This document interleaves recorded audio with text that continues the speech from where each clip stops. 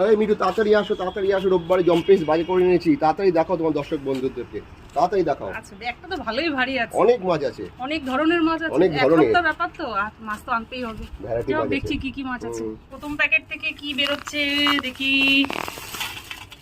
চিংড়ি মাছ।